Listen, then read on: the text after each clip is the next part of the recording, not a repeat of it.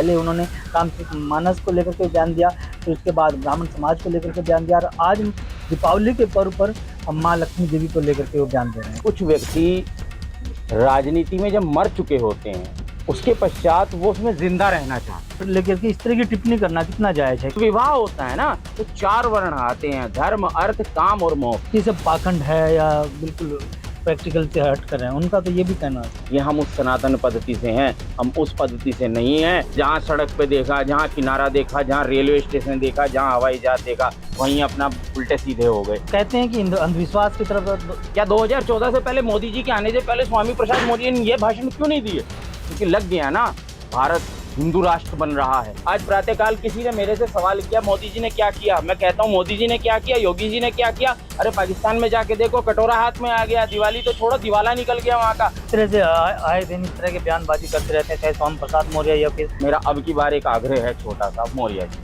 क्या हिंदू ही बचे हैं क्या?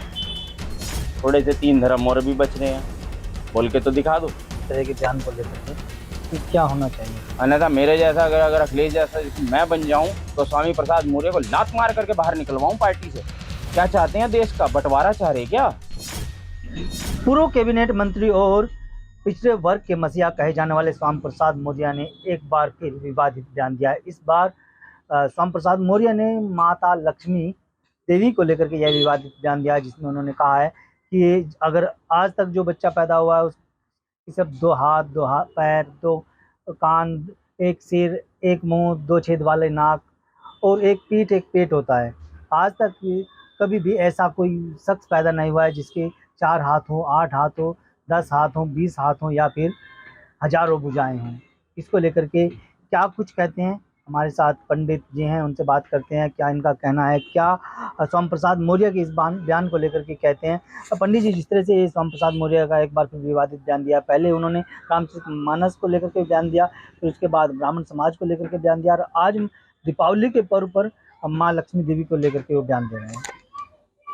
पहले तो सभी प्रदेशवासियों को दीपावली की बहुत बहुत शुभकामनाएं। देखिए क्या है, कुछ व्यक्ति राजनीति में जब मर चुके होते हैं उसके पश्चात वो उसमें जिंदा रहना चाहते हैं। पार्टी तो कुछ तवज्जो देती नहीं, बीजेपी ने पानी दे दिया, समाजवादी पार्टी कुछ बताती नहीं कि हाँ भैया तुम हमारे हो या गैरों के हो। तो जिंदा रहने के लिए उन्हें कुछ तो करना पड़ेगा। तो ये इस प्रकार के उल जलूल बयान दे करके खुद को जिंदा रखते हैं। इन बयानों से सुर्खियां बटोरी जा सकती हैं, लेकिन वो सुर्खियां आगामी चुनाव में जिता नहीं सकती, हरा ही सकती हैं 100%। हाँ, उन्होंने ये भी कहा है कि अगर आप लक्ष्मी देवी के रूप में पूजा करना चाहते हैं तो अपनी पत्नी की पूजा करें, क्योंकि वो आपके घर को चलाती हैं, आपके परिवार का पालन पोषण करती हैं। पत्नी को लक्ष्मी का दर्जा देना तो सही बात है, लेकिन उसकी पूजा पाठ करना और माता लक्ष्मी देवी को कर लेकर के इस तरह की टिप्पणी करना कितना जायज है? क्या कहेंगे? देखिए एक बात तो मैं आपको बहुत अच्छे से समझाऊं, हम उस सनातन पद्धति में रहते हैं जहाँ पर हम बहन को सर्वोच्च पद पे रखते हैं, वो हमारी रक्षा वाहिनी है, हम उसकी रक्षा करते हैं। पत्नी हमारे रियल में पत्नी हमारे घर की लक्ष्मी है, वो हमारे घर को चलाती है, हमारे घर में खाना पोषण इत्यादि करती है, रहन सहन सब कुछ देखती है। हम पुरुष तो घर से बाहर निकल गए, उसे ही देखना है, बच्चों को भी उसे ही देखना है, संतति। जब विवाह होता है ना तो 4 वर्ण आते हैं, धर्म, अर्थ, काम और मोक्ष। धर्म में स्त्री आगे है, अर्थ में स्त्री आगे है, काम में पुरुष आगे है, मोक्ष में भी। परंतु इस विषय को लेकर के हमें ये बात सत्यता है कि दीपावली में हम लक्ष्मी के स्वरूप में अपनी पत्नी की, बिटिया की, बहन की पूजा कर सकते हैं, ये कोई बड़ी गलत बात नहीं है। परंतु इस प्रकार के उल जलूल बयान देना कि 4 मुंह वाली है, 4 हाथ पैर वाली, मौर्य जी आपके लिए बहुत छोटी सी बात कहता हूं, हमारे सनातन धर्म के सबसे बड़े चिकित्सक वो हमारे महादेव हैं, जिन्होंने पुत्र का गला काट करके तुरंत चिकित्सा कर दी एक हाथी की गर्दन लगाकर। आपकी जानकारी के लिए बताता हूं, ये कोई बहुत बड़ी चीज नहीं है। ऋषि सुश्रुत ने पहले से ही ये सब चरक संहिताओं में लिख दिया था कि इस प्रकार से ऑपरेशन है। पहले एनेस्थीसिया नहीं दिया जाता था, परंतु नाड़ी और नसों को दबा करके व्यक्ति को सुन्न करके उसकी शल्य चिकित्सा कर दी जाती थी। ये तो कुछ हद तक मैं पिछले बयान में भी कहा था, मैं आप लोगों के माध्यम से कहूंगा, कोशिश करो स्वामी प्रसाद मौर्य को गुरुकुल में एडमिट करा दो। अब एडमिशन ना दिलाओ, एडमिट करा दो, क्योंकि थोड़ा जरा उनकी शल्य चिकित्सा की जरूरत है। हाँ, उनका तो कहना है कि जिस तरह से चाहे वो गणेश जी के जो अवतरण की बात कहें और या फिर जैसे भोलेनाथ का आप चिकित्सा कह रहे हैं, ये सब पाखंड है या बिल्कुल प्रैक्टिकल से हट कर रहे हैं, उनका तो ये भी कहना था। पाखंड? हमारे यहाँ पे शरीर को जलाया जाता है, उस राख को गंगा में प्रवाहित करा जाता है। प्रमाण है, सगर के 60,000 पुत्रों को तारने के लिए गंगा जी अवतरण हुई थी धरती पर, और गंगा जी ने राजा सगर के 60,000 पुत्रों को उतारा था।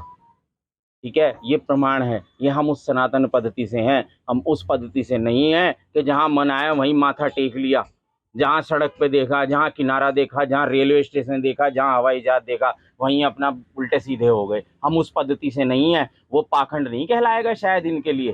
थोड़ा सा स्वामी प्रसाद मौर्य जी, पाखंड के चैप्टर को चेंज करो, थोड़ा अच्छा लगेगा। उन कहते हैं कि अंधविश्वास की तरफ हिंदू जा रहा है।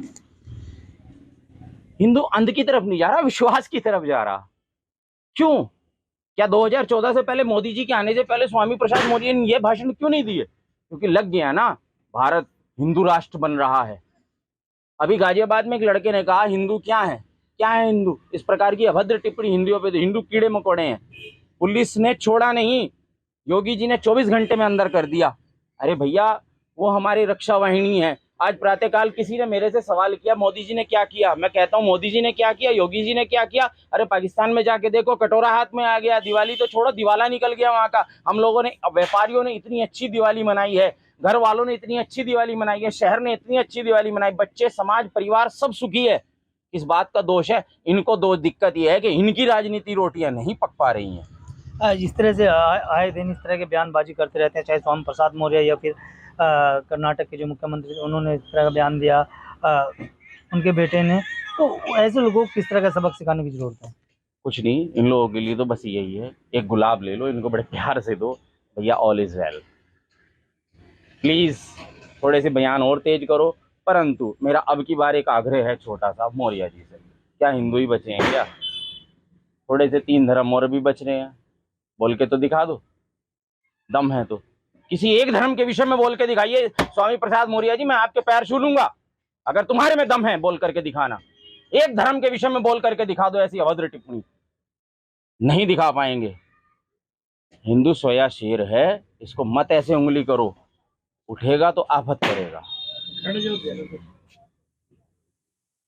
तो क्या लगता है कि स्वामी प्रसाद मौर्य का जो बयानबाजी है, ये इस तरह के बयान को लेकर के क्या होना चाहिए? क्या इस समाजवादी पार्टी के जो शीर्ष नेता हैं उनको कोई एक्शन लेना चाहिए या फिर योगी सरकार को कोई एक्शन लेना चाहिए? क्या आज से पहले अखिलेश जी ने कोई एक्शन लिया? इतने भद्र भद्र बयान दे दिए, रामचरितमानस के ऊपर दे दिया, गणेश जी के ऊपर दे दिया, और लक्ष्मी जी के ऊपर दे दिया। उनको तो याद आती नहीं कभी भी, वो तो सोरे पड़े हुए, सिर्फ चुनाव के टाइम पे याद आएंगे, एक ही वर्ग को लेकर के राजनीति करते हुए। अन्यथा मेरे जैसा, अगर अखिलेश जैसा जैसे मैं बन जाऊं, तो स्वामी प्रसाद मौर्य को लात मार करके बाहर निकलवाऊं पार्टी से। क्या चाहते हैं? देश का बंटवारा चाह रहे क्या?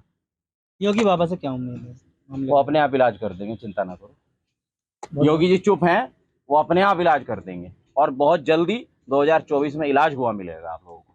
बहुत बहुत धन्यवाद आपका पंडित जी। ये थे हमारे साथ जिन्होंने इम्पोर्टेंट टुडे से बातचीत में साफ कर दिया कि जो स्वामी प्रसाद मौर्य हैं वो अपना दिमागी संतुलन खो चुके हैं और उनको अब गुरुकुल में एडमिशन नहीं बल्कि उनको एडमिट किया जाना चाहिए ताकि उनका सही से इलाज हो सके। वीडियो के बारे में आपकी क्या राय है, हमें कमेंट बॉक्स में जरूर बताएं। अगर आप ये खबर फेसबुक पर देख रहे हैं तो वीडियो को लाइक करके पेज को फॉलो करें। इसके अलावा अगर आप इस खबर से यूट्यूब के जरिए जुड़े हैं तो चैनल को सब्सक्राइब करके बेल आइकन दबाना बिल्कुल ना भूलें। नमस्कार।